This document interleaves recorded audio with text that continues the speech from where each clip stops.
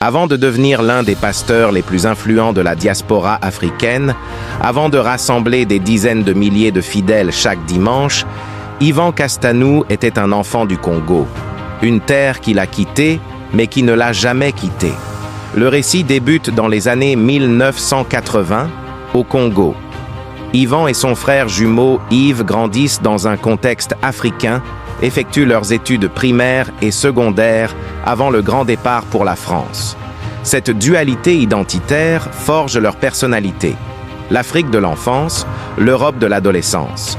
1996. Ivan Kastanou a une rencontre qui va bouleverser sa trajectoire, sa conversion au christianisme. Ce n'est pas simplement une adhésion religieuse, c'est une transformation radicale qui redéfinit le sens de sa vie. Il entame alors un parcours de formation théologique rigoureux. D'abord le Royaume-Uni, où il pose les premières pierres de sa connaissance biblique. Puis l'Institut biblique de Paris, où il approfondit sa compréhension des Écritures. Enfin, l'Académie des hautes études théologiques et pastorales vient parfaire son éducation spirituelle. Chaque étape forge le prédicateur qu'il deviendra, construisant pierre par pierre l'édifice de sa vocation. 2002, Ivry-sur-Seine.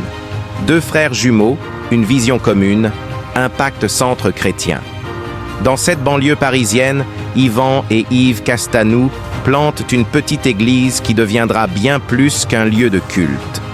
C'est la naissance d'un mouvement. De cette église de quartier naîtra un réseau tentaculaire qui s'étendra à travers les continents.